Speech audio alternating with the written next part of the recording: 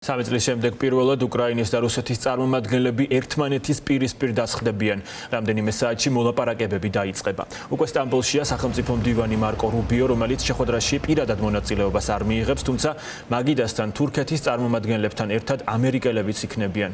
იმის გამო, რომ ვლადიმირ პუტინმა სტამბოლის მოლაპარაკებებზე დაბალი დონის დელეგაცია გაგზავნა, უკრაინამ შესაბამისი თანამდებობის პირები შეარჩია და საბოლოოდ დაამტკიცა 12 კაციანი შემადგენლობა. მათ რუსტემ უმეროვი უხელმძღვანელებს. მოლაპარაკებების მთავარი მიზანი ცეცხლის შეწყვეტის მიღწევაა.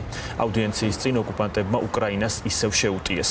თამარ ჭავჭავაძე დეტალებით აგრძელებს ფორმულას პირდაპირ ეთერში საუბარს. დიახ ლუკა, დოლმაბაჰჩეს სასახლეში უკვე მივიდნენ თურქეთის შეერთებული შტატებისა და უკრაინის დელეგაციები. მანამდე გაიმართა შეხვედრა უკრაინის დელეგაციასა და გერმანიის, საფრანგეთის, შეერთებული შტატებისა და დიდი ბრიტანეთის წარმომადგენლებს შორის. რაც შეეხება უშუალოდ რუსეთ-უკრაინის მოლაპარაკებებს, მას დაესწრებიან თურქეთის წარმომადგენლებიც და დარბაზში იქნებიან ამერიკელებიც. მათი მხრიდან შეხვედრას დაესწრება მარკო რუბიოს თანაშემწე მაიკლ ენტონი, რომელიც სახელმწიფო დეპარტამენტში პოლიტიკური დაგეგმარების საკითხებს კურირებს. მარკო რუბიომ ჯერ კიდევ სტამბოლში ჩასვლამდე განაცხადა, რომ თავად არ დაესწრება შეხვედრას, ვინაიდან რუსეთის დელეგაცია დაბალ დონეზეა წარმოდგენილი. სახელმწიფო მდივნის აზრით, რუსების წარმომადგენლობის ასეთი დონე არ არის ინდიკატორი, რომ დღეს რაიმე გარღვევა მოხდება. მარკო რუბიო ეთანხმება დონალდ ტრამპის განცხადებას, სადაც ნათქვამი იყო, რომ რაიმე შედეგის მიღწევა ვერ მოხერხდება, ვიდრე მასა და ვლადიმერ პუტინს შორის კომუნიკაცია არ შედგება. ცოტა ხნის წინ შეერთებული შტატების პრეზიდენტმა კიდევ ერთი განცხადება გააკეთა. მისი თქმით, ის შეხვდება რუსეთის ლიდერს, როგორც კი ამის ორგანიზება შეძლებენ.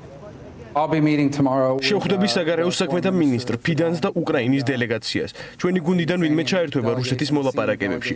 მათ აქ გამოგზავნეს უფრო დაბალი დონის ჯგუფი. იმედი მაქვს, რომ ეს მოლაპარაკებები იქნება უკრაინასა და რუსეთს შორის ჩვენს თურქ კოლეგებთან ერთად. დარბაზში შესაბამის დონეზე ჩვენი წარმომადგენელიც იქნება. ვფიქრობ, რომ დიდი მოლოდინი არ გვაქვს, რა შეიძლება მოხდეს.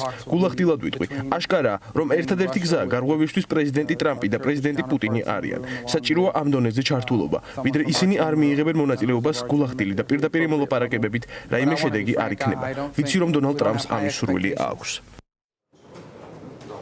უკრაინის პრეზიდენტმა თურქეთში ვიზიტი გუშინვე დაასრულა და ალბანეთში გაემგზავრა, სადაც ევროპის პოლიტიკური გაერთიანების შეხვედრა უნდა გაიმართოს. სავარაუდოდ ამ სხდომაზე იქნება განხილული რუსეთის წინააღმდეგ სანქციების გამკაცრების საკითხი. დასავლური მედიის ინფორმაციით, ევროპის ლიდერებს სურთ, რომ რუსული საქონლის იმპორტზე სადამსჯელო ტარიფები შემოიღონ და ეს უკავშირდება იმ ფაქტს, რომ ვლადიმერ პუტინმა თურქეთში ზელენსკისთან შესახვედრად ჩასვლაზე უარი განაცხადა.